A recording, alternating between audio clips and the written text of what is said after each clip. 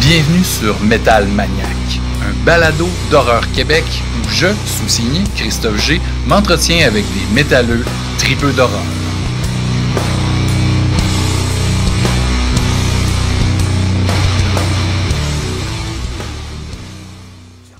Métal Maniaque, épisode 19, mesdames et messieurs. Salut Alex. Salut Christophe. Ça va bien aujourd'hui? Ça va très bien. Et toi? Moi là, je suis en feu. Vraiment, là, depuis que j'ai parti une page Facebook pour Métal Maniaque. J'ai bien vu ça. Je m'en peux plus. En fait, je trouvais que c'était trop long, un mois avant de se remettre dans Métal Maniaque. Bon, évidemment, nous, on se voit quand même une fois avant de lancer l'épisode. Puis bon, je fais les entrevues, mais j'avais le goût de faire vivre un peu le métal et le maniaque tout au long du mois, en publiant des trucs, en teasant les gens sur des invités qui s'en viennent, hein, parce que moi, je suis un enthousiaste. Des shows aussi que je vais voir, parce que moi, j'aime ça faire de la photographie de spectacle. Donc, je remercie aussi tout le monde de nous suivre. Vraiment, c'est super cool de savoir qu'il y a des gens qui écoutent ce qu'on fait, qui visionnent ou qui écoutent, puis qui prennent plaisir à écouter ces conversations-là qu'on a entre toi et moi, hein, avec plein de belles suggestions métalliques, mais aussi avec des artistes super variés de tout univers, mais qui ont un intérêt commun pour le métal et l'horreur, comme toi et moi, Alex. Donc, merci tout le monde de nous suivre. Et puis ceux-là qui ne nous suivent pas encore sur Facebook, il y a une petite page Métal Maniaque, donc facebook.com/métalmaniaque en un mot, pas d'accent. Puis on a des petites notifs, des trucs bien plaisants. Comme là, j'ai fait un album photo, hein, un 24 poses sur le spectacle récent de Ghost, hein, qui sont arrêtés à Laval il y a peu de temps. Un groupe très photogénique, évidemment. Puis aussi un 36 poses, parce que là, il y avait comme 3 groupes. Je me suis gâté au Brutal Montreal de Vox and Hops, hein, le podcast où on parle de bière et de métal. Donc, c'était leur deuxième édition de festival où il y a des bonnes bières à boire au Corona. Puis là, il y avait Side, un groupe satanique, s'il en est un, avec Glenn Benton et sa fameuse croix à l'envers étampée dans le front depuis toujours au fer rouge. C'était difficile à attraper avec mon Kodak, mais en tout cas, on la voit un peu sur certaines photos, mais c'est assez expressif. Il y avait aussi Inhuman Condition que j'ai découvert avec des anciens membres de Massacre et le bassiste Terry Butler qui a été dans Death, qui est encore dans Obituary aujourd'hui. Ouais. Donc, une légende. C'est vraiment cool à voir. Il y avait Cataclysm aussi, des petits gars de chez nous. Ça fait longtemps qu'ils n'avaient pas joué à Montréal. Donc, allez voir ça. Petite galerie photo, bien plaisant. Je me suis amusé. Donc, c'est sur Facebook.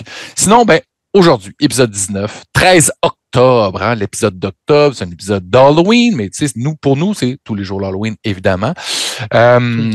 Mais pour monsieur, madame, tout le monde, le mois d'octobre, c'est le mois où on met les décorations, où on se déguise, tout ça, et on aime ça parler d'horreur, hein, ce mois-ci, c'est facile, parce que tout le monde sont plus réceptifs, hein, les gens qui sont pas des nôtres. Puis ce mois-ci, on est gâtés, vraiment. 2 invités de choix. Puis là, je pense que ça va être une tendance, dépendamment des mois, mais je pense que je vais y prendre goût d'avoir 2 invités, un 2 pour 1. Puis là, on avait l'honneur de pouvoir recevoir Slash, guitariste iconique du rock, hein, on s'entend, rock métallique, on a déjà appelé ça du métal, du heavy metal classique dans les années 80, on peut appeler ça du glam rock aussi, du air metal, peu importe, ça rock en sacrament. Tu sais, pour vrai, peut-être for Destruction, tu sais, c'est un classique. Donc, c'est vraiment le fun d'avoir Slash pendant une petite demi-heure en direct du Brésil, hein, en tournée avec Guns N' Roses depuis sa chambre d'hôtel. Et on avait aussi Rodrigo Gudiño, qui est fondateur de Rue Morgue Magazine et réalisateur au cinéma depuis quinzaine d'années. On a vu quelques courts-métrages qui sont sur une compilation qui s'appelle Curious Stories and Crooked Symbols, et aussi un long-métrage qui s'appelle The Last Will and Testament of Rosalind Lee. Récemment, il a fait paraître, en fait, il a lancé son plus récent long-métrage qui s'appelle The Breach. Puis là, pourquoi on l'a mis ces deux belles personnes-là, beaux passionnés, dans le même épisode? C'est parce que, ils ont travaillé ensemble sur ce film-là, qui a eu sa première mondiale à Fantasia cet été. Slash a fait, qui a été producteur exécutif là-dessus. Fait le score aussi. Puis Rodrigo, évidemment, c'est le réalisateur du film. Donc, vraiment, on a jasé d'un paquet de sujets. Je ne vais pas m'éterniser sur la table des matières des sujets discutés parce que, ça suit juste après notre conversation à moi puis Alex. Là, Alex, là, il a écouté les entrevues, puis ça l'a inspiré un paquet de belles suggestions aujourd'hui. Fait que là, tu nous passes avec quoi, mon cher? On va commencer avec Slash, qui est dans l'ordre dans lequel moi j'ai vu les entrevues. Je sais pas si ça va être présenté dans cet ordre-là après notre chronique, mais non, mais je pense que moi je dirais avec Rodrigo, puis après ça, okay. Slash, on fermait ça avec Slash, mais on peut parler de Guns en premier. Aucun problème. Allons-y avec Guns. Dans le fond, c'est ça, tu le disais, Slash a composé la musique du film de Rodrigo Gudiño. Puis évidemment, on le connaît surtout pour son rôle de guitariste au sein du groupe Guns N' Roses, sur lequel j'ai des petites choses à dire. Je ne pense pas apprendre rien de nouveau à personne, mais supposons qu'on a des auditeurs qui ne connaissent pas très bien Guns N' Roses ou qui ne sont pas fans de Guns N' Roses. Moi, je t'avoue que j'aime Guns N' Roses, surtout l'album Appetite for Destruction, puis j'aime bien aussi Use Your Illusions 1 et 2 que j'ai justement eu en vinyle. En vinyle? Ah, nice. Il a fait des rééditions. OK. Parfait. Une belle réédition. C'est sûr que c'est inégal, comme c'est pas bon d'un bout à l'autre. Là. C'est quand même deux albums assez chargés, beaucoup de matériel, mais il y a quand même des perles dans ces albums-là. Évidemment, la chanson que tout le monde écoutait quand le film Terminator 2 est sorti, You Could Be Mine. Oh oui. Mais revenons en fait à Appetite for Destruction, puis on va faire un petit bond aussi dans le temps. Mais juste avant, c'est sûr, moi j'ai découvert Guns N' Roses, j'étais en 6e année. Mm-hmm. Donc on est autour de 1988. L'album Appetite était sorti, c'était un album de 1987. Ouais. Moi, j'étais déjà à fond en 6e année dans Metallica. Ouais. Guns N' Roses, c'était déjà un petit peu... moins élevé, hein? Moins élevé. Bon. Cela dit, il y avait comme une gang de filles pas mal cute qui tripaient sur Guns. Fait que j'ai comme... C'était intéressé au band un peu pour au band. Devenir intéressant. C'est sûr qu'on entendait Welcome to the Jungle qui roulait déjà pas mal, qu'on connaissait bien, puis Paradise City. Mm-hmm. Des chansons puis aussi Sweet Child O' Mine, que moi, c'est une chanson qui m'a toujours un peu agacé. Ah oui? Ouais, j'ai jamais trippé sur cette balade-là. Okay. La petite passe de guitare. Mais... Le petit riff, toi, ça t'énervait? Non, mais cela dit, l'album, je l'aime vraiment beaucoup d'un bout à l'autre. Il y a plein de bonnes tunes sur ça. Ouais, il n'y a pas de filler. Là-dessus, là. Pas de filler, non. Peut-être, non, à part Sweet Child O' Mine, dans mon cas. Ouais, c'est mais ça. Je sais que c'est un hit, puis je comprends pourquoi c'est un hit aussi. C'est quand même bien construit, puis c'est bien fait. Mais c'est ça. Fait que moi, j'ai comme écouté ça un petit peu par la bande, puis c'est plus tard que j'ai vraiment apprécié cet album-là, beaucoup plus tard même. Puis, petite parenthèse sur la pochette, là, je vais cacher un peu parce que je ne sais pas si YouTube va nous... ça devait être la pochette originale, donc pour ceux qui voient pas la version YouTube, c'était une illustration d'un comic book qui vient des années 70. C'est une illustration de Robert Williams. Robert Williams qui a été faite en 1978. Donc, pour ceux qui ne seraient pas au courant, on voit une femme étendue sur le sol qui vient d'être violée par une espèce de robot, puis une espèce d'engin mécanique, démoniaque et mécanique qui vient comme venger cette fille-là, donc il va s'en prendre au robot. Mais c'était une fille qui vendait des petits robots en plus. Tu sais, c'est vraiment surréel. Puis, c'est surréel. Petite parenthèse, Robert Williams, c'est un artiste de pop surréaliste complètement déjanté. J'avais une couple de livres de lui, là, c'est vraiment, vraiment cool qu'est-ce qu'il fait. Puis comme Alex disait, ça devait être sur le cover écrit Guns N' Roses de chaque côté. De chaque côté. Puis ça a été pressé, hein? Il y en a eu des copies. Il y en a eu des copies qui ont été mises en vente avec cette pochette-là, mais même les disquaires, en fait, ont eu le réflexe d'inverser les pochettes. Donc, c'est-à-dire qu'il y avait une autre illustration du groupe, la croix, avec les têtes de mort du groupe qui était à l'intérieur, je pense. Si je ne m'abuse, il me semble que c'est l'information que j'ai eue. Donc, ils ont pris le truc extérieur pour afficher la pochette. C'est moins hardcore. Puis c'est cette pochette-là, cet album-là, cette édition-là existe. Puis ça vaut quand même cher. Donc, si vous tombez là-dessus, sautez dessus. Bref, c'est un excellent album qui s'écoute vraiment bien d'un bout à l'autre, même si on parle de glam metal ou en tout cas de hard rock. C'est quand même bien fait, bien réalisé. Donc, on fait un bon 4 ans plus tard, 1992, le 8 août 1992. Exact, à peu près 30 ans. On est à Montréal, au Stade olympique. Il y a un spectacle. Un petit show, là. Un petit show avec deux grosses têtes d'affiche qui sont Metallica et Guns N' Roses. Et comme première partie, Fate No More. Qui venait tout juste de faire paraître l'album Angel Dust. Un chef-d'œuvre. Puis tout le monde qui me connaît savent que Fate No More, mon groupe préféré de tous les temps. Un jour, on aura Mike Patton sur le show. Je touche du bois, c'est de la mélamine, mais c'est pas grave, ça va marcher. Donc, gros show, toi, Alex. Gros show. T'étais là. Moi, j'étais là, c'est mon premier show, mon premier gros show. Vraiment, dans le genre. Là, c'est immense, le Stade olympique rempli. C'est le Stade olympique rempli, ben oui.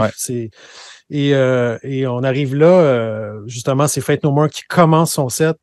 Et évidemment, la plupart des gens s'en sacent parce qu'ils ne connaissent pas bien Fate No More, puis les gens, c'est pas le band qui viennent voir. Donc, Fate No More livre la marchandise. C'est le seul groupe qui a réussi à jouer son show. Exactement, le seul qui joue son show au complet, mais à ce moment-là, on ne le sait pas. Non. Donc, performance excellente de Fate No More. Tu as des souvenirs un petit peu? Là? Tu connaissais ça un petit peu à l'époque? Moi, en fait, Angel Dust, c'est mon album préféré de Fate No More. Je l'avais entendu avant le show. Ouais. J'étais vraiment content de les voir. Puis, les trois bands, t'étais content. Je connaissais bien l'album d'avant aussi. The Real Thing. The Real Thing. Puis ils ont fait évidemment plusieurs chansons de cet album-là, dont Epic, qui fonctionnait quand il roulait déjà pas mal là, à Musique Plus d'ailleurs.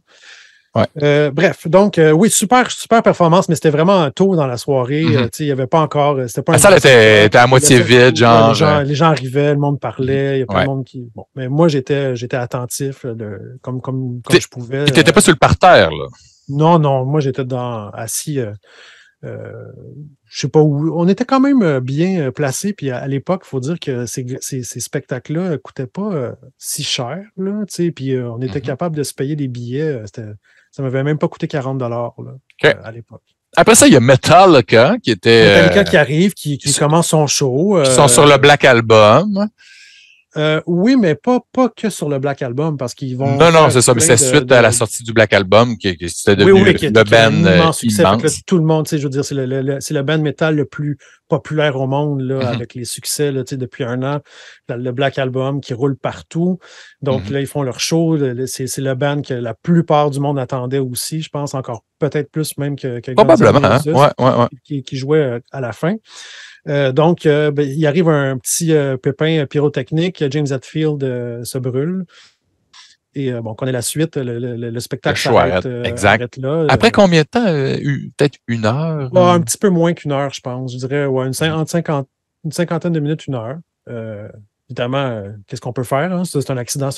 Fait que c'est sûr que les gens sont déçus, mais ce qui a commencé à causer des problèmes, en fait, c'est que Guns N' Roses a étiré vraiment longtemps le moment où ils sont entrés sur scène. Fait qu'il y a eu comme si ma mémoire est bonne, il y a eu un 2 heures ou 2 heures et demie d'attente avant que Guns arrive sur la scène. Fait que le monde était en maudit. Là, en fait, le monde avait hâte que Guns arrive parce que là, on attendait.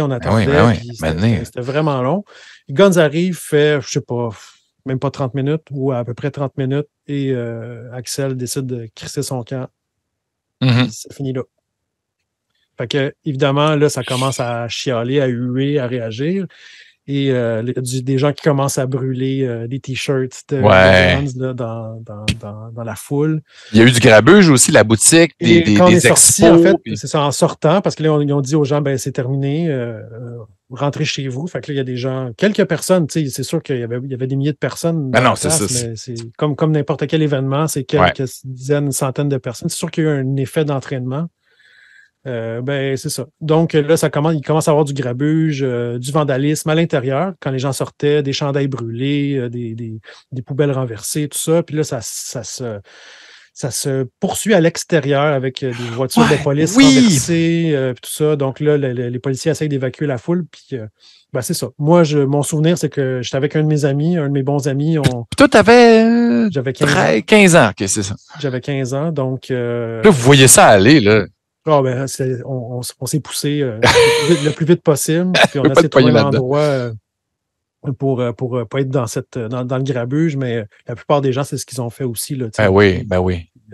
Mais c'est quand même. Ça fait une drôle de fin de spectacle. Ben oui, tu t'en rappelles toute ta vie. Oui, c'est sûr que c'est ça. C'est le premier gros show, un événement comme ça. Ça n'a pas viré. Ça a vraiment mal viré. Bref.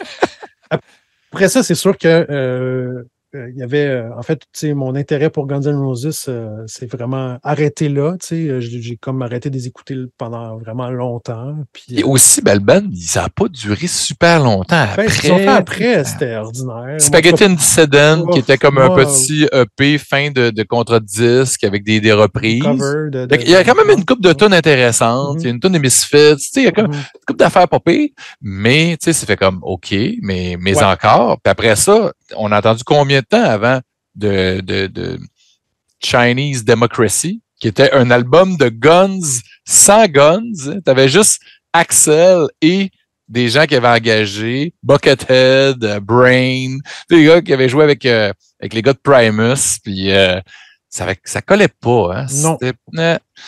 Après ça, il y a la gang de Guns qui sont allés faire Velvet Revolver avec Scott Weiland. De Stone Temple Pilots.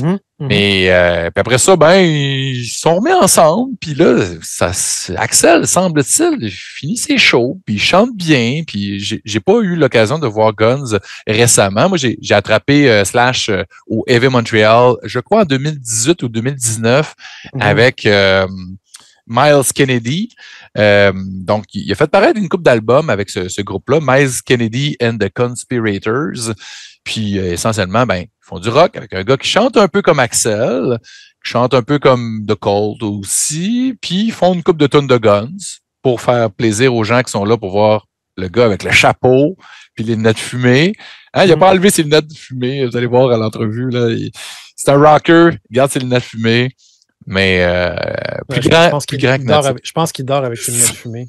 C'est ça. Il rêve avec ses lunettes fumées. Fait que sinon, t'as écouté l'entrevue aussi avec Rodrigo, il y a une culture musicale assez étendue, très, très diversifiée, mais toi, tu es allé ailleurs avec tes suggestions quand même.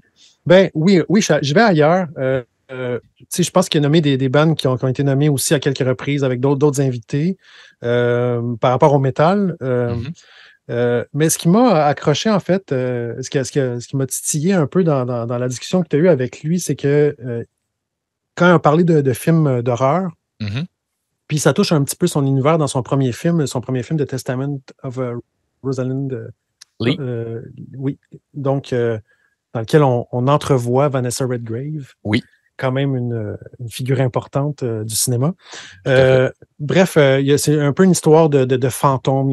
C'est quelque chose de très atmosphérique. Puis bon, tout son rapport à lui, évidemment, avec Rue Morgue, puis le cinéma, puis son univers qui lui appartient aussi. Il s'est dirigé dans la conversation à parler qui était très attiré par ce qui touchait aussi l'occulte, l'ésotérisme. Oui, l'occulte, mais aussi tout ce qui touchait ce qui pouvait être cauchemardesque. Ouais, spirituel. L'univers du cauchemar, puis aussi des histoires de fantômes un petit peu. Puis dans les histoires de fantômes, il y a nommé il y a voyons. Backbone. Oui, Backbone qui est ressorti, film de Guillermo del Toro, qui se situe dans un... sans résumer le film, c'est une histoire de fantôme, puis une histoire de guerre aussi, la guerre civile d'Espagne, qui est comme en toile de fond. En tout cas, qui a un lien avec le récit. Excellent film. Excellent film. Bref, tout ça m'a amené dans des univers qui touchent aux fantômes, à la guerre et aux cauchemars. OK. Donc. Ben oui, c'est cool. Moi, j'ai le goût de me retaper ça, de Devil Backbone. Ah oui, c'est vraiment bon. C'est vraiment bon. Mais là, musicalement, on s'en va dans quelque chose de complètement en dehors de l'univers de son univers musical. OK. Surprends-moi. Oui, on s'en va dans le black metal. OK. Mais quand même, du black metal. Écoute, là, on est rendu à l'épisode 19, puis je commence à perdre la mémoire, puis plus savoir s'il y a des choses, il y a des bands que j'ai nommées ou des albums que j'ai nommés. Fait que ça se peut que je. Montre-moi ça, là. J'ai comme un feeling que j'en ai déjà parlé, mais peut-être pas.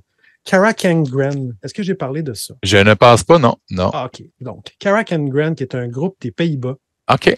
Groupe de black metal. C'était un trio qui est devenu un duo récemment, qui ont fait quelques albums. C'est un groupe qui existe depuis le début des années 2000, mais le premier album date de 2008. Where the Corpse Sink Forever, qui est leur 3e album, qui est, selon moi, leur chef-d'œuvre.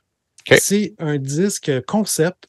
Toutes les chansons relatent des histoires de fantômes qui racontent leur histoire qu'ils ont vécue pendant une guerre. Okay. On est dans la fiction, mais c'est vraiment comme un film avec des arrangements orchestraux. C'est souvent très mélodique. Il y a justement, il y a un violoniste. Moi, j'ai un passé de musicien et de violoniste, fait que ça m'interpelle beaucoup parce qu'il y a un excellent violoniste qui joue des lignes là-dessus. Ça s'écoute. Ça, c'est un album qui n'a pas de filler. Et comme tu dis, album concept, tu l'écoutes du début à la fin. Ben, on peut l'écouter du début à la. Oui, mais chaque histoire est quand même. Standalone un peu. Quand même. OK. Donc, c'est ça. Chaque récit se tient. C'est comme anthologique un peu, là, finalement. Exactement. Oui, comme une anthologie. Mais c'est vraiment bien écrit aussi, étonnamment. Les histoires sont quand même bien foutues. Puis, c'est ça. C'est à écouter sans faute. Ben, vraiment, moi, je connais pas. Okay, je suggère un autre album d'eux qui est sorti, c'est leur 5e, qui est Dance and Laugh Amongst the Rotten. Donc, c'est l'autre album que je vous conseille de Karakengren, qui est un autre album qui joue encore beaucoup sur le concept, justement, de films d'horreur, d'histoires horrifiques. Ici, on est encore plus dans des univers cinématographiques. Au niveau des arrangements, tout ça, c'est vraiment intéressant. Beaucoup de références à des vieux films d'horreur aussi, des univers gothiques. C'est vraiment, vraiment bien foutu. Un petit côté Tim Burtonesque dans les arrangements orchestraux. Ah, OK. Mais c'est très black metal. Vraiment très, très black metal. Okay. Mais hyper mélodique, recherché. En tout cas, c'est vraiment excellent. Parfait, je vais aller écouter ça avec intérêt. On passe des Pays-Bas puis on se dirige vers le Japon avec Sai. Ah oui! Ben oui. Je les ai vus en show. Aussi, d'avant-garde. Oui, avec du saxophone, c'est complètement pété. Moi, je capote sur... c'est quel album, ça? Je ne connais pas Ça s'appelle Insomniphobia, donc... la peur du sommeil, je ne sais pas trop. Donc, on est encore dans les univers fantasmagoriques de cauchemars et de rêves étranges. Pour ceux qui ne voient pas la pochette, c'est comme une illustration d'un tableau un peu baroque, très opulent. Il y a du détail là-dedans. C'est magnifique. C'est... j'ai oublié le nom. J'aurais dû le noter. C'est un artiste qui fait des pochettes aussi pour Testament. OK. Et, en tout cas, mais 16, si tu veux regarder dans la pochette, là, je peux mentionner aussi que moi, je les ai attrapés à un moment donné en spectacle au Foufoune électrique. Le chanteur qui est aussi claviériste, il me semble, il est en couple avec la saxophoniste qui s'appelle Cannibal. Puis elle était assez spectaculaire avec l'espèce d'uniforme de schoolgirl classique japonaise, mais avec un corpse paint. On était sur le cul, pour vrai, à ce show-là. Puis ils vendaient aussi à la table des souvenirs, la merch table, un hommage.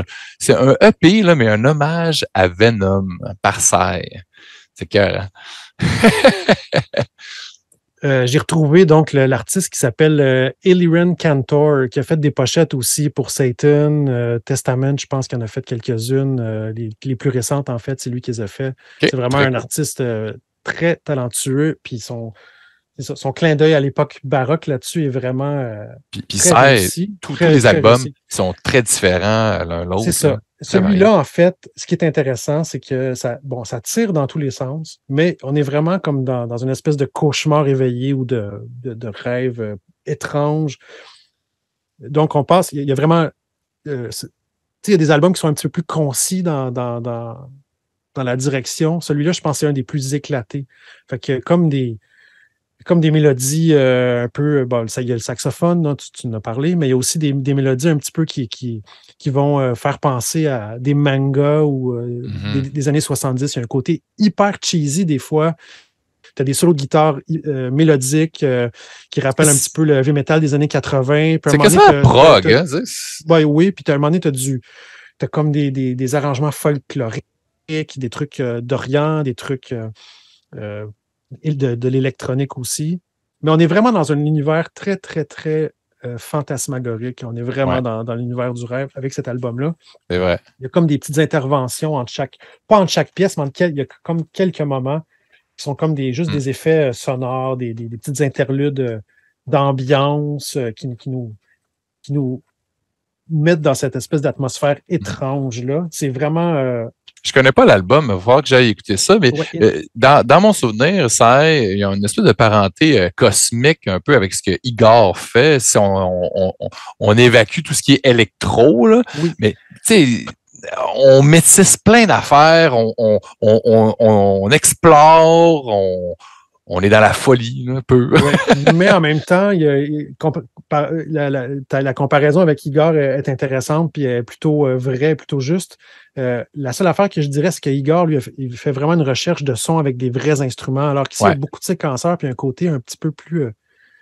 J'aime pas, je vais utiliser le mot cheap. Synthétique. Oui, mais c'est pas cheap. Ben, c'est le mot qui me vient en tête, malheureusement. Mais ça se peut. Ça ne veut pas dire que c'est pas de bonne qualité, mais les séquenceurs, tu sais, il y a vraiment un côté très cheesy par moment. Des vieux Casio, peut-être. Oui, quelque chose d'un peu moins poussé dans la recherche du son et de la perfection sonore que Igor va, l'exploration qu'il fait. Sauf qu'au niveau de la recherche, puis de la construction, de la composition, puis de l'univers dans lequel il nous amène, c'est vraiment intéressant. C'est un album. En fait, cet album-là, puis celui de Kara Kangren, le premier dont j'ai parlé, c'est deux albums qui sortaient il y a 10 ans. C'était dans mon best-of de 2012, les deux. C'est drôle, hein, parce qu'on est dans les anniversaires, hein, tu sais, l'émeute, c'est 30 ans. Oui, c'est ça, 30 ans, 10 ans. Et pour terminer dans le cauchemar, je vous suggère un album qui date de l'an dernier. C'est At the Gates. The Nightmare of Being, le cauchemar. J'ai pas écouté le dernier. En fait, il était justement en vide il n'y a pas si longtemps avec Municipal Waste pour jouer un album classique qui était sorti il y a 30 ans. Là. Mais c'est Slaughter of the Soul. Voilà. Là, le dernier. The Gates ont évolué quand même. Et cet album-là, le dernier, The Nightmare of Being, est le plus progressif, si je peux m'exprimer ainsi. Puis encore là, on est dans des univers orchestraux, beaucoup de petits passages d'arrangements instrumentaux orchestraux cinématographiques qui sont vraiment intéressants. Puis c'est ça, les gars ont exploré.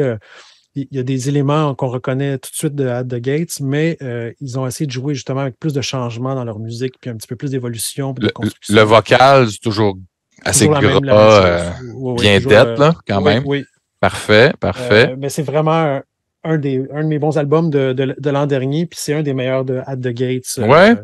Suédois iconique, hein, tu sais, l'album que tu parlais. On associe aux Mélodette, Slaughter of the Soul, qui avait vraiment. Ils ont influencé toutes les années 90, tout le métal scandinave, le Gothenburg Sound, hein, qui appelle, avec tous les In Flames, Soilwork, ça a découlé là, de ce qu'ils ont créé. Oui, là. Précisément. Mais là, ils sont vraiment ailleurs là-dessus. Toujours, ça marche bien.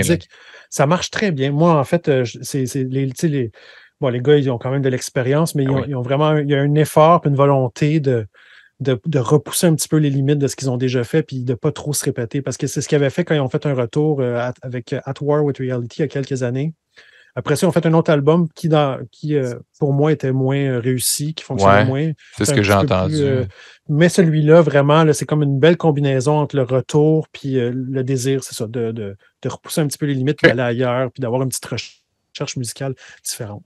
Ben là, vraiment cool. Il faut vraiment que j'aille l'écouter parce que j'avoue, je m'être tapé beaucoup plus Slaughter of the Soul. Slaughter of the Soul. Que je ne connaissais pas. En fait, j'ai vraiment découvert à The Gate, mea culpa, avec le spectacle récent. Je ne connaissais pas, j'étais passé à côté de ce groupe-là pour une raison obscure. Dans mon cercle d'amis, on n'écoutait pas, personne n'en écoutait, donc des fois, c'est ce qui arrive. On découvre ça sur le tard un peu. Mm-hmm. Puis ben là, je suis curieux d'entendre ce qu'ils font aujourd'hui. Très cool. Fait que là, ça va me donner un bon défi de cohésion avec la playlist du mois qui va accompagner cet épisode parce que là, on a parlé de trucs très, très différents. Donc, j'ai l'impression qu'il va y avoir comme une espèce de début vraiment expérimental, élevé, puis on va aller jusqu'à... dans le fond, on va aller à rebours dans le temps jusqu'à une finale qui est beaucoup plus hard rock. Donc, j'avais une dernière suggestion, puis je sais qu'on le temps nous file entre les doigts. Là. Oui. En fait, c'est ça. Comme on est à l'épisode d'octobre, puis que tu l'as mentionné au début, on se rapproche de l'Halloween, j'ai rapidement le maître. Un clin d'œil au maître qui est nommé à chaque... à chaque épisode. À chaque épisode, son nom est revenu, je crois. Avec raison, avec raison, le maître. Puis là, les gens à la maison, je suis sûr que vous allez deviner c'est qui. On vous laisse 3, 2, 1. On le voit ici, John Carpenter. Je vous suggère l'album Anthology qui est sorti il y a quelques années. En fait, il a repris les 2017, je pense, de ses films avec son fils puis son filleul. Son filleul, oui. Donc, qui fait les albums Lost Team qui sont aussi très bons. Mais Anthology, c'est vraiment cool. Puis la première tune, In the Mouth of Madness, qui est repris avec une saveur assez hard rock heavy, justement. Je trouve que ça cadre bien un petit peu. Guitare mordante. Quasiment comme Enter Sandman au début, avec des riffs un petit peu à la AC/DC, avec des arrangements vraiment cool.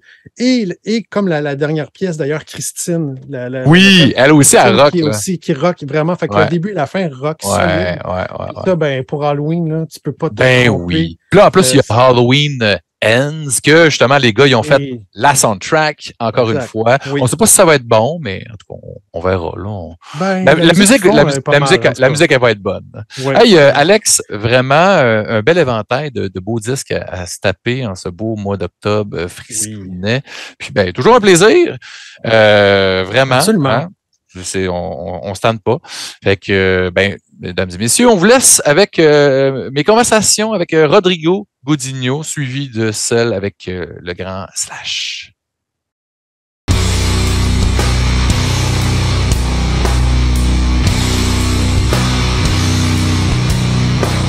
So thank you, Rodrigo, to being here with me in my basement today. So you're home as well? Thank you. Yes, I'm in Puerto Vallarta right now. Mm-hmm. So, you moved there a little while ago, right? Yeah, I moved here right before the pandemic, actually. So October, November, December, January. Yeah, like the October of 2019. So I guess it was like 5 months or something before the pandemic. But you lived for a while in Toronto, in Montreal a little bit, but in Toronto, of course. And, for people that don't know you, because we already started, of course.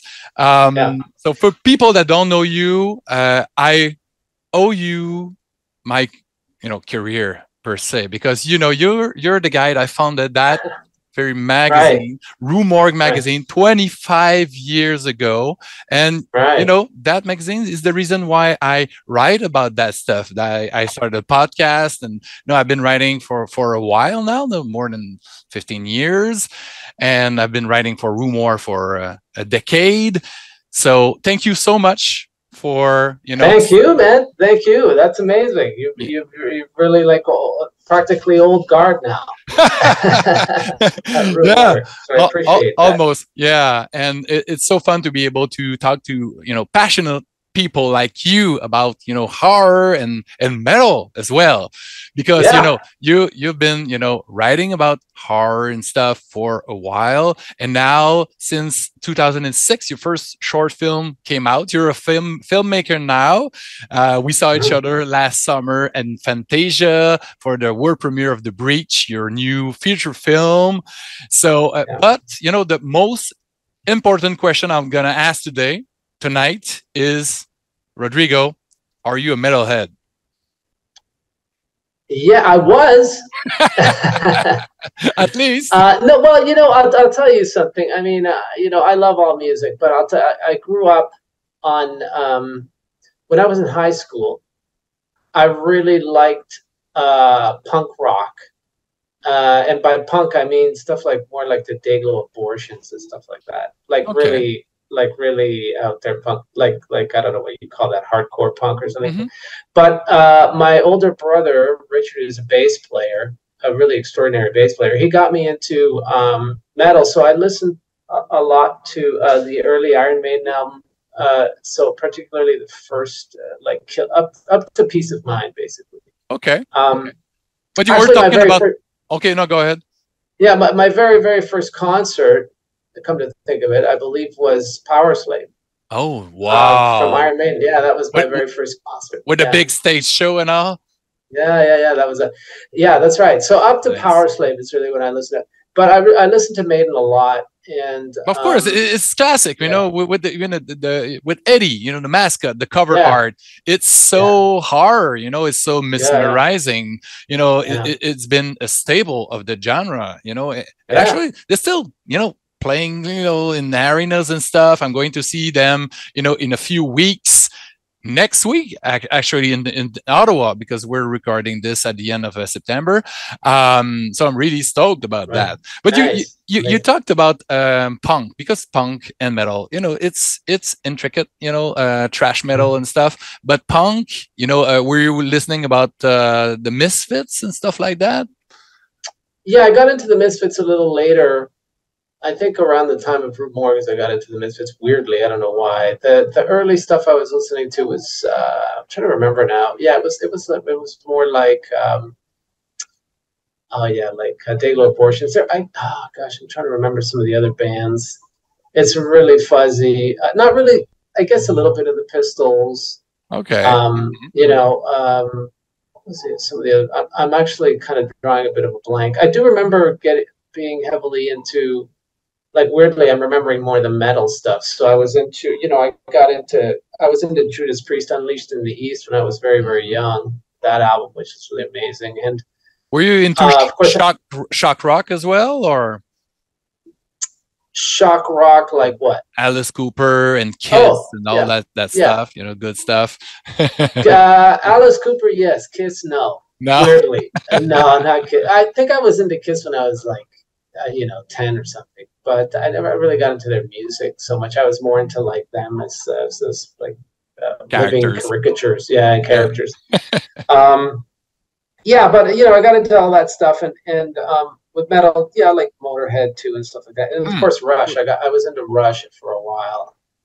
And Rush, it's funny that you mentioned it, because Alex Lifeson, he's in your latest movie, he's in The Breach. It's crazy. Right. Can you tell us, because I know the story, but can you tell us how you came on board? Yeah, well, that was a part that I actually wrote for him. I thought, I saw him on Trailer Park Boys, and I thought he had really good comedic timing. And I thought the movie needed some levity. It needed something, just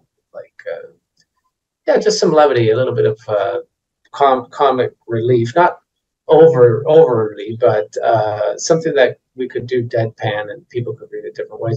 But anyway, so I thought of him, and the weird thing is we kind of production had me look at some other names, and we kind of went around the block a little bit, but in the end we kind of got my way, and reached out to, luckily, our DP, Erico. He knew Alex personally and had a friend. So I kind of reached out through him, and he was like, "Yeah, let's do it." And basically, it just came together really quickly. And Alex emailed me directly, and then I had a chat with him, and he asked,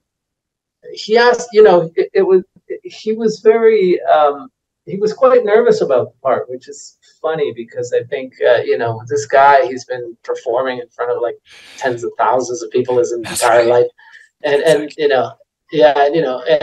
but I guess it's not his muscle. He needed to kind of get into it. He had a lot of questions, and we just kind of broke it down, and when we filmed, we just made it super easy for him. But I think he did a great job, so I was very happy to have him. Yeah, I totally agree. And since, of course, Slash, we need to talk about Slash. Slash is, executive producer on the movie. He did the score as well. But I wanted to know, did you remember the first time you heard a Guns N' Roses track back in the days? Man, I was working at a video store. I don't know if it's the first time I ever heard it, but this is the time I remember hearing it. And I was working at a video store, and I had the amazing job of, like, literally I just would go out onto the floor and recommend movies to people. So I got to know a lot of different movies and a lot of different kinds of movies, and the dream job, essentially. Yeah, the dream job. I mean, I got paid shit for it, but it was fun. And I just remember being there one time, and we would play tunes, and Welcome to the Jungle came on, and it really lit up the place. Like, people were really into it, and that's the first time I remember hearing it. But I'm sure I probably heard it before, but that's the first time I remember, like, oh, this is it's so fitting in a video club, in a video store, and now you're working with a guy. It's crazy, 30 years later, I guess. Yeah, right. Yeah. I guess life's little in jokes. And you actually tried to work together years before, right?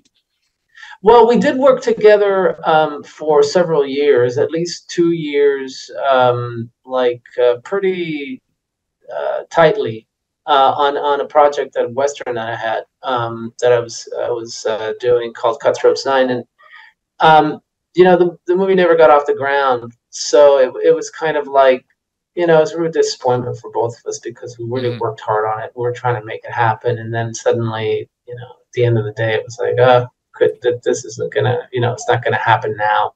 So, we did work together, even though we never made a movie. We worked together at that time, and it clicked. We got along. Yeah, we clicked, and he's a horror movie, but I mean, he's a rock and roll guy, but he really knows. He likes stories, and he knows good stories, and so we really connected on that level.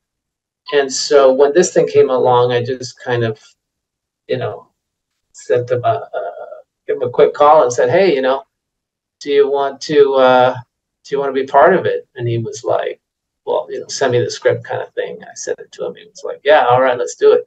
But I didn't think he would probably have time to do music, but luckily he did. And he was like, "Man, I'm just rehearsing for this GNR mega tour." So, I had him for a few weeks, and it was like, okay, let's try and put some shit together. And that was a real treat. That was like the icing on the cake. And he did a great job as well.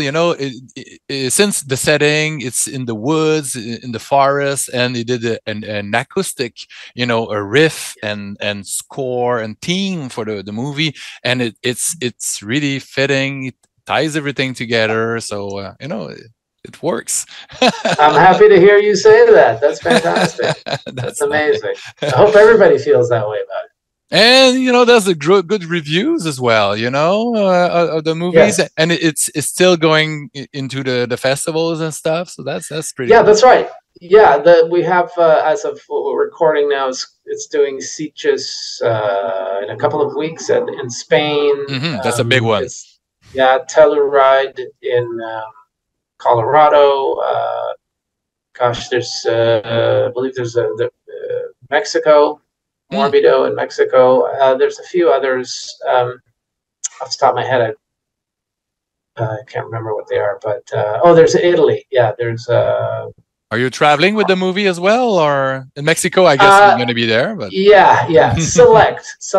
You know, back in the day, I would just go every single stop, you know, kind of thing. But now, you know, I have my 4-year-old son and whatnot, and you know, I'm with my wife and everything, and you know, I got to kind of pick her battles. Plus, I'm working on something new, so I'm only going to be here and there. And also, speaking of something new, we had past guests, okay? Metal Maniacs. Yeah. If I could say so, if you're interested in producing, you know, a metal horror film, you have talked to Norman Cabrera from the Ghastly Ones. He's great, man. He's fantastic. Is in the latest Rue Morgue as well. Yes. And you got to talk to Ryan Waste from Municipal Waste. Those right. They wrote a script for a movie called, listen to it. It's called Exit Stage Death. You know, a Rush reference.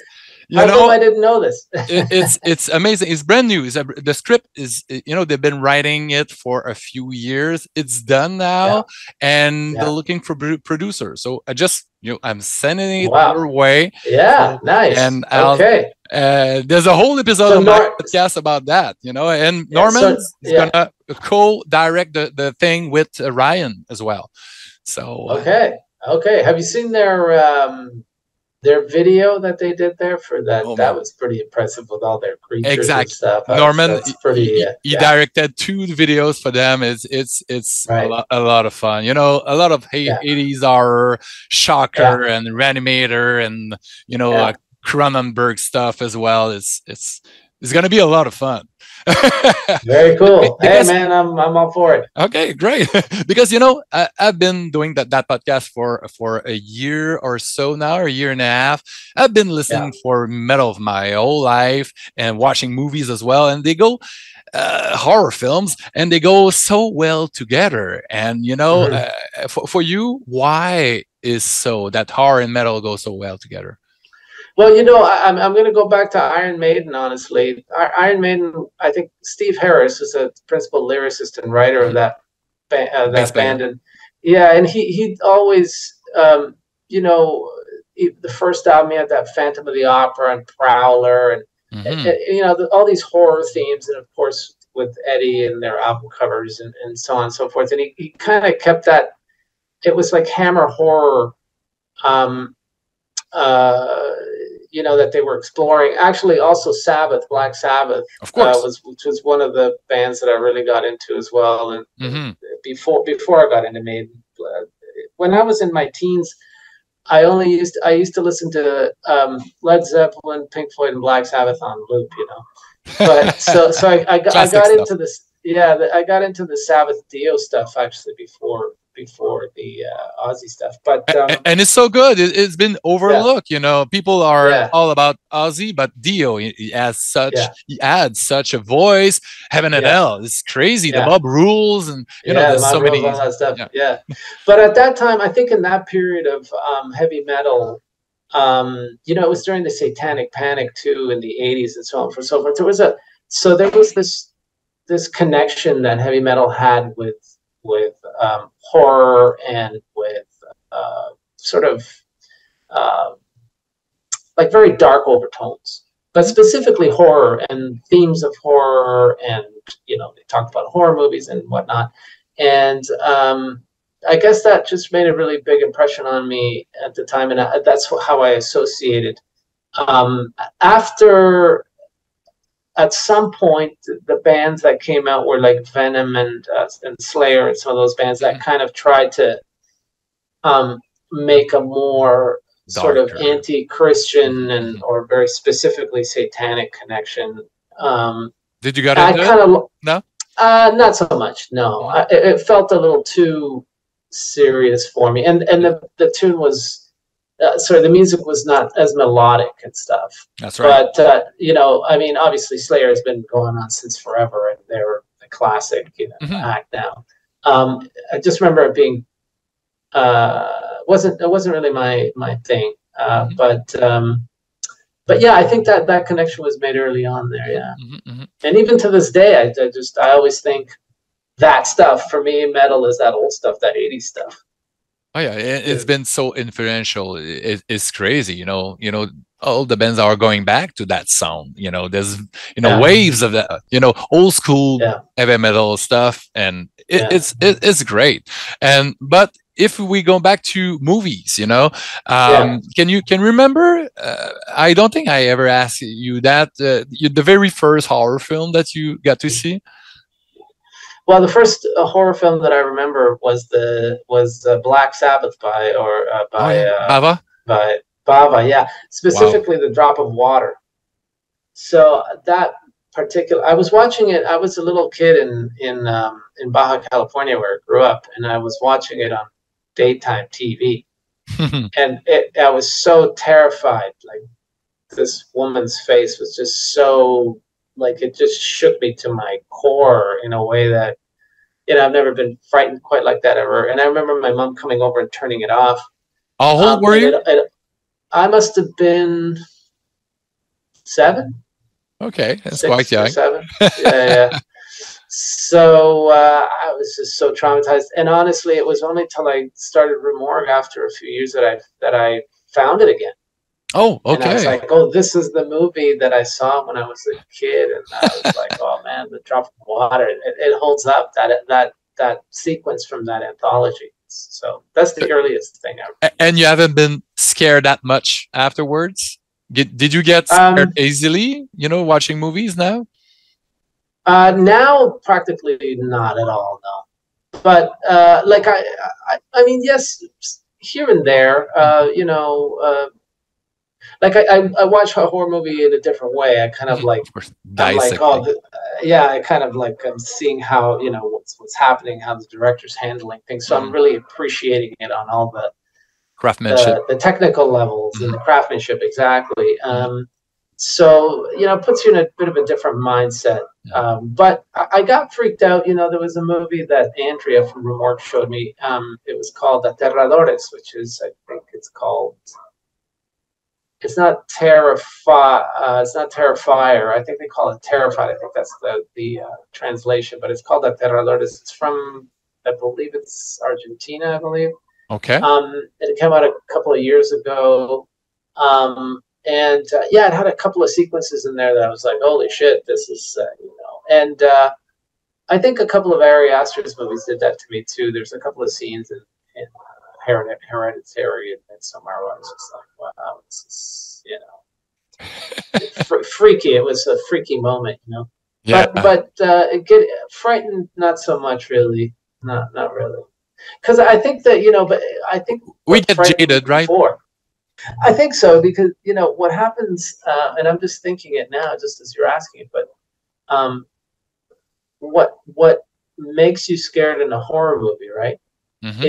Is I think is something that you kind of take away with after the movie's done. You carry the fear with you, right? And it's a fear that maybe you think may appear something's a possibility, exactly. or something is just so horrific that you've never entered your reality before. And that's just not, for a living, I contemplate horrific shit. So whenever a movie's done, I'm never in the movie anymore. I'm just kind of like in my mundane life or whatever, or what I'm doing. And I never, if anything, I carry the movie with me like, man, that's such a great scene, how the guy did it or whatever. I'm more like a fellow director kind of thing. But yeah, I totally get it because exactly, we're not young anymore. We've seen so many movies. I remember being really, really impressed and scared by Poltergeist. I was like 6, and I didn't understand what was happening, with the corpses and the face getting ripped off and stuff. But the last time I think I got frightened or startled or shocked, it didn't stay with me afterwards, but maybe a little bit. Hereditary, that scene with the pole and in the car. I was, I stopped breathing, Yeah. I didn't saw that coming at all, Yeah, man. Yeah. For sure. I still able to be surprised by movies like Midsummer, Right. that scene with those, the Yeah. you remember the scene. Yeah, for sure. Absolutely. That definitely had a lot of surprises in it. I would agree. I think he's one of the people working in the genre today that is really just a fresh voice and fresh ideas. And it's really great. It's really great when somebody like that is around you. And it's fun because, as I said, we're kind of jaded. We've seen it all. So we watch a movie and I know how it's gonna end, and sometimes not. That's right. So as a fan, what are your subgenres that are your favorites? Subgenres of horror. Mm-hmm. I like religious horror. Although I'm not a believer, I'm not a religious person. I think that some of those ideas just carry a lot of weight. The occult. The occult, but also religion, like Catholicism and stuff. When you go into the anti-Christian stuff and the idea of the demonic side of, because you have a religion that essentially has a benevolent God or whatever, but then there's an underside, there's the opposer, there's the satanic force, and all of that. It still packs a punch, even though a lot of people are atheist. I think it's still kind of interesting. Like Saint Maud was pretty good. I loved it. Yeah. I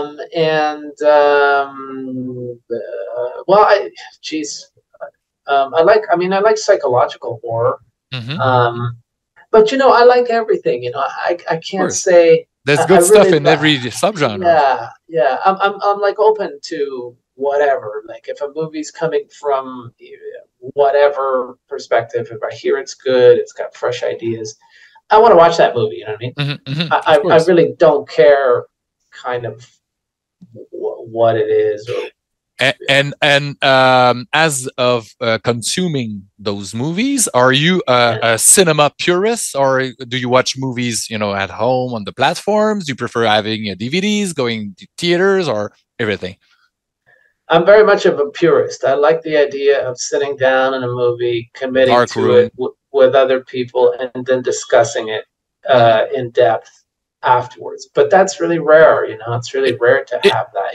In festivals, you can do it. It's in festivals you can do it. The only place anymore. I think it's probably the future of the movie going experience, because all those cinemas, they're gonna close down. People don't want to go in the cinemas anymore, except to watch those Marvel movies and blockbusters and stuff. But we need more festivals, I guess. Well, yeah, festivals, and I think there's an opportunity to rediscover how we present movies and how we show movies to people. I think way back in the day, I don't know if what they call the Alamo Drafthouse still does this, but the idea of like showing movies and whatever's is being eaten in the movie, they're serving a meal to go with the movie. Oh yeah. Pairing the movie thematic thing. Yeah. More adding a different dimension to it, and I think that will rediscover movies for people and make it like showing The Descent in a Cave, or showing Jaws on a pool, on a boat. Exactly. I did that in my yard, from my pool. We projected it on the house. That's of course, going back to William Castle and those crazy screenings with people in costumes. They should they should do that in events and festivals. Would be amazing. I think that's the next step. Yeah. And for the ending of our little chat, I'm gonna do a Sinister 7 with you. You know, a Rue Morgue Sinister 7, seven quick questions. What's the scariest flick ever for you? Probably The Exorcist. I think it's the most well-made horror film ever. Even though William Friedkin will talk to the end of the earth that it's not a horror movie. Oh yeah. You know, he'll argue that point to the end of the earth, and you know what? It's totally fine that he does, but it's just very, very well done, very frightening. I think because he came from a documentary background, and the way he captured that movie, and it's just so sophisticated visually, and in terms of its sound, and in terms of its performances. It's just really, even to this day, with, you know, that movie was made in the early 70s, and it's just got some scenes that are just so shocking, traumatic. Yeah, even to this day, that you're just like, how the hell did they get away with this? And it's gonna be 50 next year. It's mind blowing. You know, the music, those scenes, the leap of faith that the documentary made on the movie on Shudder. I was like mind blown by how you got inspiration from, you know, paintings and classical music, and I was like, it's brilliant. I just don't think there's a better made movie that I have seen, like blow for blow. I just haven't seen a movie that. Yeah, totally agree. What's your favorite occult feature film? Well, probably now Hereditary. I do enjoy that one. I think that's a good one. Yeah, I think that's really fresh and interesting. So I'll have to go with that. So that was a question for Slash. I did ask him, you know, but I'm gonna ask you that as well. What's your favorite movie robot? Movie robot? Yeah. Geez, that's a fucking great question. Probably, I mean, you know what? I grew up with Robbie the Robot from Lost in Space. What did Slash say? I think he did say the same thing. No way. That's hilarious. That's amazing. What would be your favorite monster movie? Monster? I really I have a soft spot for Tremors. Oh, wow. Yeah. The first one. Soft spot for that. Yeah, the first one. Yeah, first one. I just, I watched that movie on repeat in the 80s. Was it the 80s that came out? Yeah, it was the 80s, 90. I think it was 89 or 90, something like that. Yeah. It's just a really fun monster movie, you know, just a great, so I really liked it. And original, unique. Yeah, exactly. You know, a good one. I need to watch it again. Who's your favorite filmmaker? Exactly split down the middle between Stanley Kubrick and David Lynch, because they're kind of like the two sides of, I think, the spectrum of how you approach filmmaking. Stanley Kubrick is extremely cerebral. He approaches films like a chess player. He's very rational. He's you know, he's just a great visionary filmmaker. David Lynch is completely the opposite. His movies are completely instinctual. They're like paintings. His stuff doesn't. He's an artist. He's an artist. He's got nightmare logic. I think bringing those two sensibilities together, you get a powerhouse. Would have a powerhouse filmmaker. I love those guys so much. Their movies are like crazy. And Lynch, he's such an artiste total. He's a painter, a sculptor. He's a musician as well, a filmmaker. A singer. He have his own coffee. He has his own coffee as well. Don't forget he's also a weatherman. And he had like a comic book forever, or a comic strip that he did. Those drawings. Yeah. The world's angriest dog, or whatever. Yeah, he's a faucet, man. He's on. Yeah, for sure. What would be your favorite George Romero movie? Oh yeah, that's great. My favorite George Romero movie is probably Day of the Dead. because that movie, I think Night of the Living Dead is probably the better movie, but Day of the Dead is just it's more philosophical a little bit as well, and yeah, and it's also very. I mean, when I first saw it when I was young, I didn't know a movie could do that. In other words, just be so fucking crazy, outrageous, and be so gory. And yeah, this SFX is crazy. Yeah, I just find it really, really, really entertaining. I think it's his most entertaining movie. Like, it's the one I will sit down just to be entertained, and it's you know, his world in bright red color, you know, and lots of blood and lots of gore. Every other movie is sort of aspiring to that, but I think that movie is just like his magnum opus. Yeah. Yeah, I totally agree. From all these zombie movies, that's my favorite. You know. Excellent. Wow. Yeah, cool. yeah. But I got the soft spot for Creepshow. Oh yeah, Creepshow. Yeah. I mean, he's got such. I mean, he's got a lot of great movies. It's a really it's a close call. You know. I mean, I love Night of the Living Dead, Day of the Dead. Creepshow is fantastic. And you're pretty lucky. I think you got to spend some time with him. You know, you got to meet the guy a few times and stuff. Yeah, well, I did, and towards the end of his life, he moved to Toronto. So, we spent some time together, and I brought him to a show that I had produced in Hamilton, and he was a really cool guy. He was just really down to earth, and I always got the impression that he kind of didn't care about. All he cared about was making movies. And it was cool because when I was young, and I remember seeing Martin, and of course seeing the Dead films, and seeing him, and he's in his movies, and I remember thinking, well, that's the guy who made the movie, and to meet him later on and get to spend time with him was really cool, really special. It was a gift. Yeah. Awesome. He's really missed, that guy. Yeah. He's up there. He got his section in my collection. Of course. And my last question for you would be: it's a really hard one, but what would be your top 3 of your favorite horror movies? Oh shit! I know. Yeah, that is a real tough one. Well, I already said The Exorcist because I think it's sort of the blow for blow, the best movie ever made.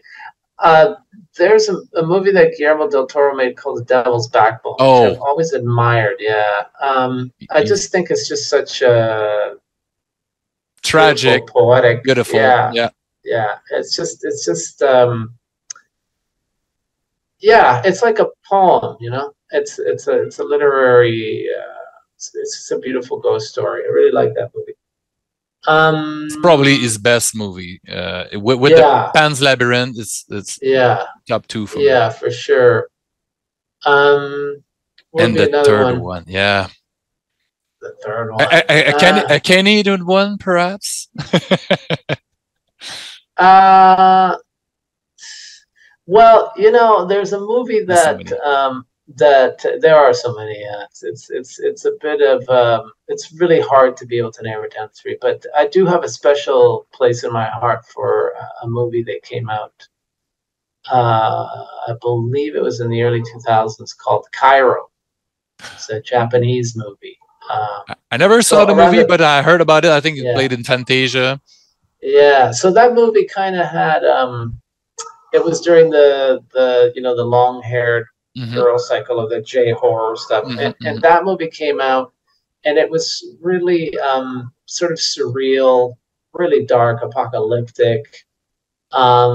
It's just a very mesmerizing movie, and after all this time, after all the movies that I've seen since I saw that movie, I still remember that movie. You know what I mean? It's just that still sort of has it sort of hangs on in my head, like what happened with that movie. It's just like a movie I want to return, I want to kind of like, some movies you watch and other movies you kind of enter into them. You go right inside, That's one of the great things about Lynch's movies that I really like. You kind of go inside the movie. And this movie for sure, you go inside the movie. I totally have to see that movie and watch it. I heard so many great things about it. You know, don't see the remake. There was an no. I see that one. I'm not a remake hater, but you know, I won't. So I thank you so much, Rodrigo. It was hey man, thank you to catch up and to chat about horror films and metal. Again, absolutely. You know, it's always a lot of fun. So catch you next time you come into Montreal, and we're gonna keep an eye out, an ear out to your future projects. Excellent. Thank you, Christoph. I really appreciate it, man. Thanks for having me, dude. Thank you. We'll talk soon. Cheers. Ciao. Bye.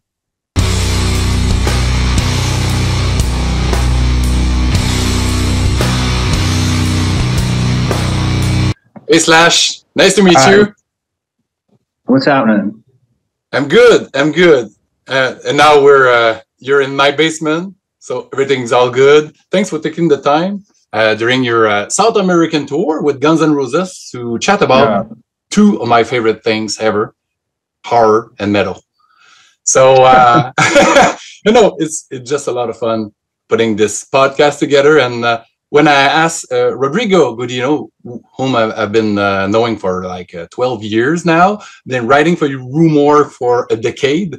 So when I heard that the world premiere of The Breach was going to happen at my favorite festival, you know, Fantasia, I was like just in heavens. So it's great to be able to talk to you about that great movie tonight with me. So first of all, I wanted to ask you about the score. So I was wondering about what was your process composing the score for that film? Rodrigo sent me the script, and I started. I read it, and then I started having ideas for the main theme. You know, the opening credits. And I recorded the idea on acoustic originally, and I sent that to him, and he really liked the whole acoustic bit. But my idea was actually more electric, and so I came back to him with a more of an idea of what I wanted it to sound like. And then we hooked up with a composer, and I think see, this is fucked because I can never remember this guy's name. But and I've never met him in person. He's a nice guy, and if I remember correctly, he's in Germany.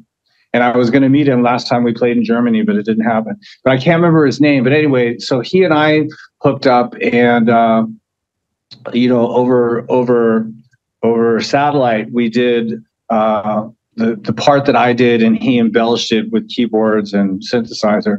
And so that's how the main theme came about. And then the rest of the stuff that's in there, I wrote on acoustic, and we kept it on acoustic because it fit the mood, and I would just write to the scene. Mm-hmm. Because, as you said, you know, it takes part in the woods mainly, that movie. So acoustic, I think it's so fitting with the mood, you know, the strings, and it's kind of mellow, it's kind of mysterious in ways. And I think it was your third score that you did after This Is Not a Movie and Nothing Left to Fear. So how different was composing this one this time around? You know, it's basically always reading the script, and that's where the inspiration comes from. On this particular movie, there was a big difference because I was working more with dailies than I normally did. So I was really composing to the scene for like the river sequence and the sort of romantic sequence, you know. Mm-hmm. So I was actually looking at the scene and writing in real time. Sometimes, you know, I'm writing stuff just primarily to the script, you know, and then I'm on set. But because this was done during COVID, exactly, I couldn't be on set. So he was sending me dailies, and I was writing to that.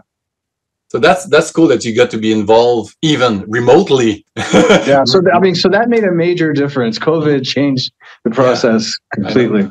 Yeah. It was a miracle the movie got made, all things considered, you know. I know. Rodrigo told me that this movie got made really quickly. He got a call, and then a few months later, he was already, on location. So that's crazy how things can go sometimes. Yeah. Even with all the hiccups that COVID can put on top. Raven Banner really pulled it together to get it going, get it up and running quickly. And then as soon as it was ready to go, COVID hit, and it was like, now what? But the location was remote in Ontario, in the woods in Ontario. So they took a skeleton crew, and everybody stayed isolated on location for the entire production of the movie. That's cool. And cool, yeah, definitely. And, it doesn't show at all. It's really, well made. Of course, Rodrigo is a really talented guy. I was, already a fan of, the short films that he did as well. And Rue Morgue, 25 years so far. It's crazy. The best. Yeah, the anniversary is actually happening right now. Right. Yeah, exactly.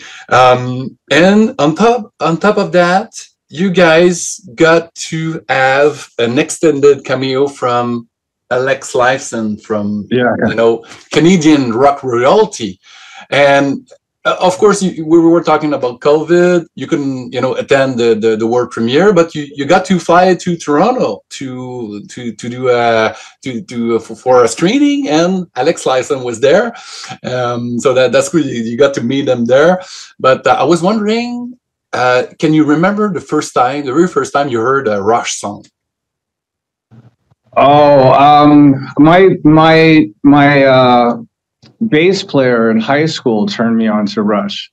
He was a massive Rush head and played Rush 24/7. He had a Rickenbacker bass, and he knew every single song. And so, yeah, he exposed me to Rush, and that was back in like 1980. I was in high school, maybe 1982 or something like that. Early 81. Stuff. Do you have a favorite record from them? From Rush? I can't say that I do. It's all right. Rush was a little progressive for me. So I did, they had songs that I liked on every record, but I wasn't really what you call a big Rush fanatic. But, that said, I was always a fan of Alex's guitar. I was a fan of all of them as players, but I really liked Alex, and he and I sort of met a couple times in passing, but we really got to hang out at the screening because we went to dinner and got to actually spend some time together. Cool. Of course. Moving Pictures. Oh, yeah, that's a great one. That was the Rush record. That's the one. First, oh, that's it. Yeah, and the first Rush album. Mm-hmm. Yeah, with the pink logo on it. Yeah. I think it's a fucking paint. It's a owl, right? Yeah, exactly. Of course, some of the most rabid horror fans know that you are a horror hound as well. I noticed that in interviews, most of the movies you refer to had amazing soundtracks. I'm talking about, movies like Alien. Oh, yeah. Of course, The Omen. Oh, yeah. Jerry Goldsmith. Amazing. Is there any soundtrack that you wish you had composed?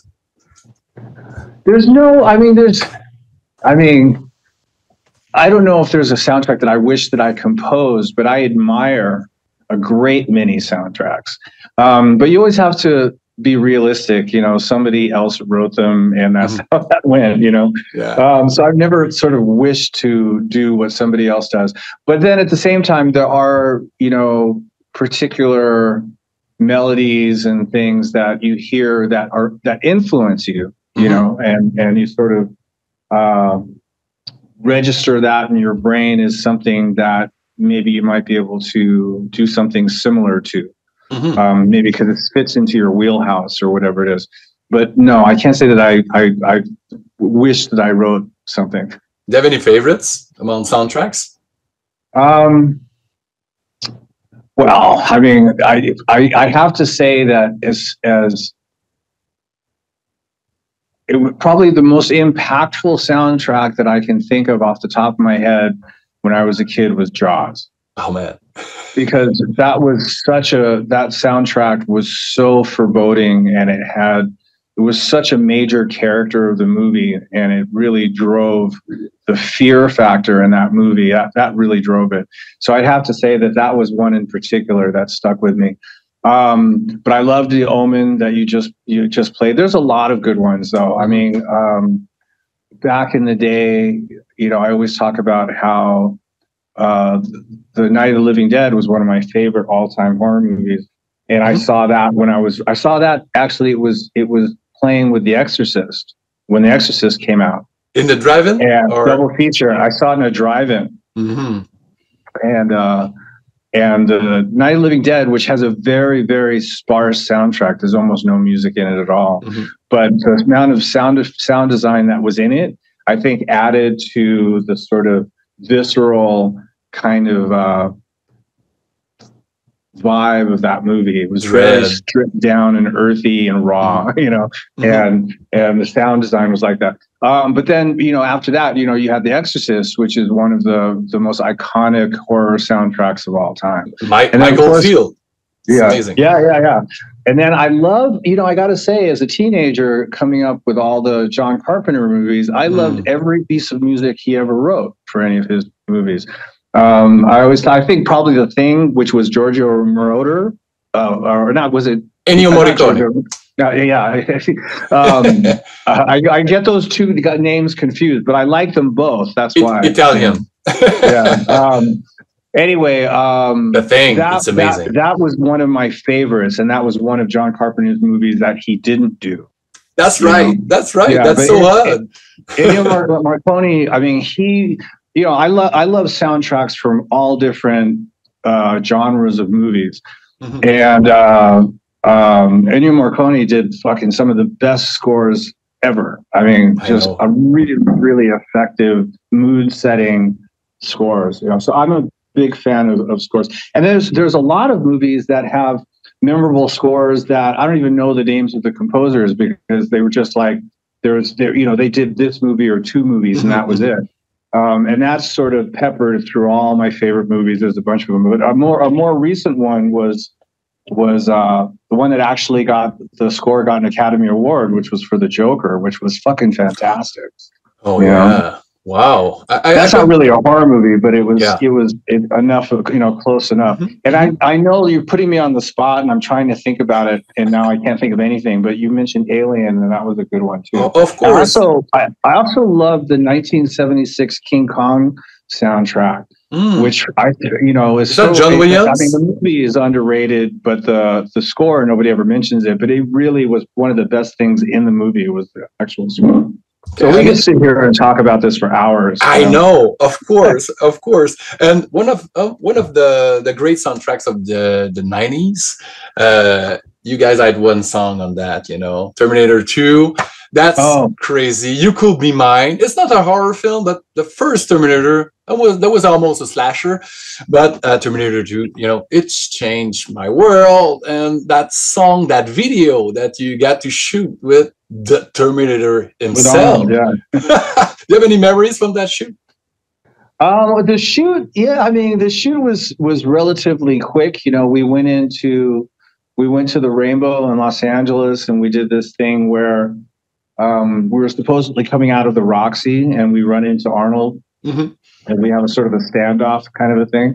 And the rest of it was live footage from a series of actually, we did a small club tour before the release of that record, and we played at the Pantages Theater, which is really like a Broadway playhouse in LA. There's hardly ever concerts there, but we actually played there, and I think the footage from that video was from there. Anyway, but it was cool hanging out with Arnold, and actually I went up to Arnold's house and hung out up there with him, which was really cool, because I think it was one of the first times I'd ever hung out with a really wealthy person. Must have been a real big mention. It made a huge impression on me. I was like, wow, I never want to be this rich. But it was definitely overwhelming. But Arnold's a good guy. I love him. And were you? I'm sure you were a fan prior, of the very first movie as well. So I guess. No, and we were huge fans of the first movie. That goes without saying. So we were really honored to do the second one. That's awesome. And, from what I've read and what I've seen from, your appearances in the podcast, like Rockman Power Hour recently with all your pop collection, the Funko Pops and stuff. So we know that you're a fan. You're one of us, you're a monster kid, just like Kirk Hammett and myself, I was wondering, how did you start collecting? Can you remember? Can you pinpoint, a moment when you were young? Oh, I'm not. Well, I'm not a. Let's see. I mean, I. You know what it is I'm a pack rat. I see stuff that I like, and if I can get my hands on it, I'll get it and I'll put it somewhere, and then I'll never get rid of it. And I just accumulate stuff. So I'm not really what you call a conscious collector. Okay. But I pick up cool shit and I just keep it and it's added up. So if you were to look in my office or around the house, there's just tons of crap that I picked up over the years. And I buy shit all the time, dinosaur stuff and monster stuff and stuff that I think I happen to spot that I think is cool. Now, Kirk, on the other hand, Kirk is a real fucking collector. Like, he's an aficionado collector, and his collection is valuable and amazing. I don't think I have anything that's worth more than $50. Okay. No, that's not true. I do have a sculpture that I bought in Japan, an iron bronze dinosaur sculpture I bought in Japan. That was like, I think it was like $3,000. Oh wow. But it doesn't mean anything if it's worth $40,000 or 50 cents. If it means something to you, it's cool. Yeah. I'm a collector. I go to flea markets. I buy stuff online. I do buy stuff online. Well, actually, your basement looks a lot like my office. Oh yeah, cool. Yeah, that's cool. Yeah. So with I've been writing for Rue Morgue, as I said, and with Rue Morgue we do the Sinister 7. So I thought I could do a little homage. Sinister 7 are 7 questions that you need not to talk too much, not to think too much about. I'm gonna ask a question, just spring the first thing that comes to mind. Okay. It's gonna be easy. Okay, but it's an hard question, but I want something spontaneous. Like, what's the scariest film to you? I think I mentioned it. The movie that scared me the most, that really was Night of the Living Dead when I first saw it. Oh yeah, how old were you? Had a massive impression on me. I was really young. I was like, I couldn't have been. I was thinking I was 8 years old, 7 or 8 years old. I mean, I don't know, what year did Exorcist come out? Exorcist 73. So I was 8. Okay. But I was raised on horror movies, and I was always thrilled with them. There was something about scary movies that excited me, so they weren't really scary to me. The Exorcist was not. Everybody was horrified by The Exorcist when it came out, and it never scared me, but it was really exciting and fun, and I loved Reagan's whole trip, but the Night of the Living Dead fucking irked me. That disturbed me. And that the one scene where the little girl comes back as a zombie and kills her mother with a spade, and that the brutality of that, and the I'm sorry for the long answer. No worries. But, when she was coming at her, there was absolutely no remorse. It was just like, You're totally right. Actually, the only other movie that fazed me like that was fucking The Fog from John Carpenter. Oh yeah, with those fucking guys, when they came out of the fog, they had absolutely no remorse whatsoever. Yeah, good stuff. Because that scene from Night of the Living Dead, it's so surprising. It's just a kid, it's crazy. It just fucks with your head. I knew girls her age. Yeah. Awesome. What's your favorite occult film? My favorite occult film, I would have to say, just off the top of my head, had to be Midsummer. Oh yeah. I loved it. I mean, that was just because I'd have to think hard about different occult films that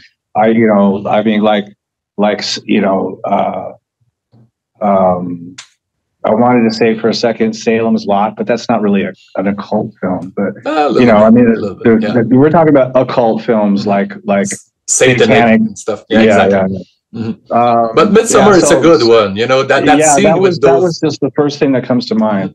You know, that the very first scene. I love that when, you know, we get surprised because you and I, we're jaded. You know, we've seen so many films, and sometimes there's a movie that surprises us still. Yeah. And it's crazy. Those two people on the cliff, and you don't see that coming. No, not at all.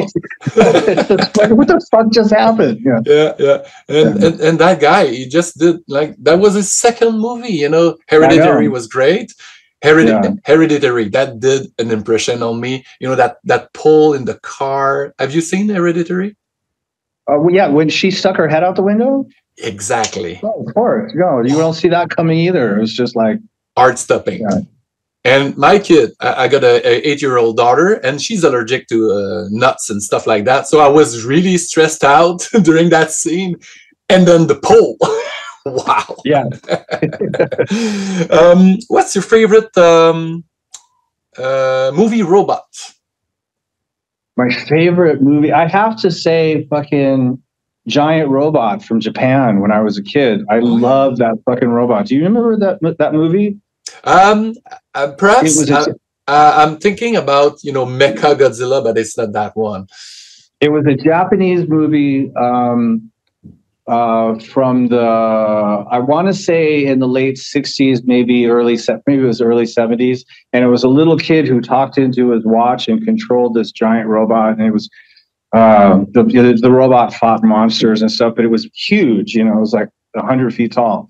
I never. He had sort of a pyramid type shaped head. And anyway, so that was the biggest. That movie made the biggest impression on me of robots, and that was around the time that Lost in Space was on, and you had Tom. What was his name? Tommy or Tommy the Robot, or I cannot recall. Billy, Bobby, I can't fucking remember. Anyway. Yeah, that's cool. That's cool because I didn't want you to say Terminator because, you know, of course, you know, Well, he's a cyborg. He's a little different. Yeah, that's right. That's right. Do you have a favorite horror filmmaker? Horror filmmaker. You know, that's a really good question. You know, I mean, because like off the top of my head, when you think of that, as somebody who's made a lot of horror movies, and John Carpenter comes to mind because he's really sort of made the most. Mm-hmm. Brian De Palma, who's not necessarily a horror director, but he's done a couple, is one of my favorite directors. And Alfred Hitchcock, of course. I couldn't not mention him. Oh, definitely. And he was so influential. But as you said, Brian De Palma, you know, he's done a lot of different things, you know, drama and action and stuff like that. But, you know, Carrie and Phantom of the Paradise. I saw that a few years ago. I love that movie. It's amazing. It's great. I saw it in Fantasia in the old theater, and it was so fitting because, you know, of the play and the stuff. And Paul Williams was there in attendance. Oh, really? Yeah, it was crazy. He was great, you know. Yeah, he's still. I mean, is he still alive? He didn't pass away, did he? No, I don't think so. He's still with us. Yeah, he's somebody that's totally a total genius, and people don't talk enough about him. That's right. That's right. I'm almost done. Do you have a favorite monster movie? A favorite monster movie? That's actually my favorite of all the genre movies. That genre in particular is the monster movie. Yeah, because that's really what I was turned on to as a kid. So you mentioned King Kong. The list is long. When I was in England, well, you know, as a kid growing up, they had a lot of, you know, they had the character, like all these characters that Lon Chaney played, and London After Midnight. That particular character. Who is that? The one with the sharp top hat and the shaved teeth. He was one of my all-time favorites. But I loved The Fly. Oh yeah, the original Fly. But I mean, I loved King Kong, and I loved Son of Kong. You know, and I loved Godzilla, and I loved I'm trying to think of all these. There's so many different monster movies, and I'm having a hard time even remembering the names of them. But yeah, so like I was raised basically on Frankenstein and the Mummy, and so the Frankenstein's always been one of my favorite. But Dracula, Quasimodo, you know, all those, you know, 30s fucking classics. Yeah. Huge influence on me. You know, good stuff. And of course, the Alien is still one of the greatest monsters of all time. Yeah.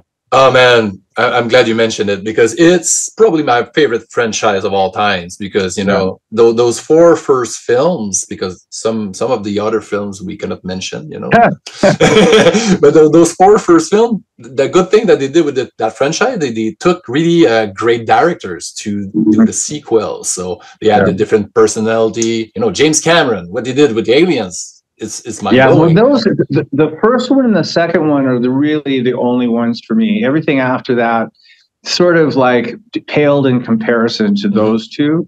And I'm trying to love I'm forgetting his name. What is it, the director who did the first one? The first one, Ridley Scott's. Ridley Scott. You're talking about Prometheus? His reboot of his own franchise.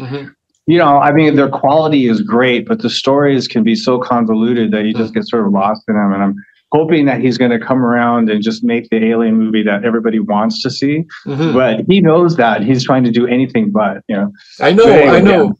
Because, you know, as you said, you know, you try to, you know, explain everything with those prequels. You know, Prometheus looks amazing. The cast is great.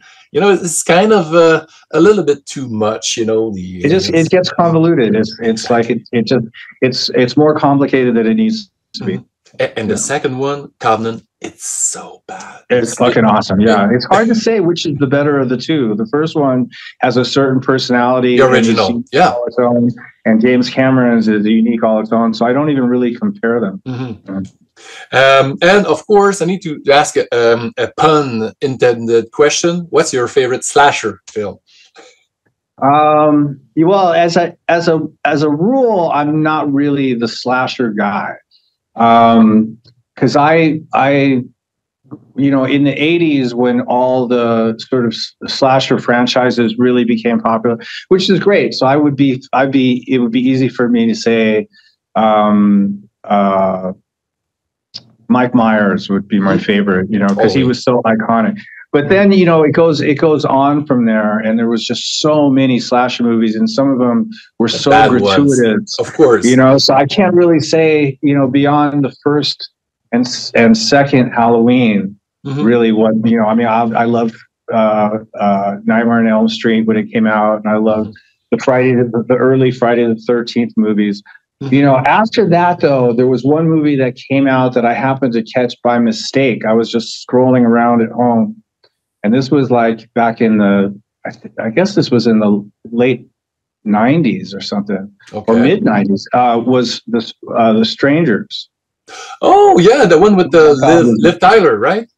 Yeah, that was really good. I happened to just turn it on, and it was just starting, and I was at home. So, I mean, at that point, we didn't even have Netflix or any of that shit back then. So I don't know why. Maybe it was playing on HBO or something, but it was really fucking good and scary and intense. So there's a lot of great slasher movies, but it depends on if it's got a great story to support and the violence has to have a reason other than just a psycho running around fucking. Let's see how many different ways we can chop somebody up. That's right. It's been done so many times, you know. And sometimes, as you said, The Stranger, I liked it a lot, actually, when it came out, because it was kind of refreshing.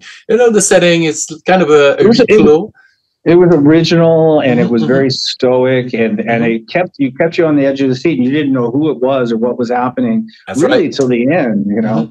They did there was a movie called You're Next afterwards. That was kind of fun as well. Have you seen You're Next? Yeah. No, those have actually sort of a little bit of a similar kind of a vibe, you know. And then, I mean, now that we're getting into it, fuck. Okay, what was have you seen It Follows? I loved It Follows. That's not a slasher movie, really, but that's a fucking great movie. No, there's a handful of really phenomenal, you know, like singular movies that came out peppered throughout the last 20 years that were really good. Like during times where there was a real lull in horror, you know, there's these periods where it just seems really bleak, but you'll have one diamond pop out, and that was definitely one of them. Another one was the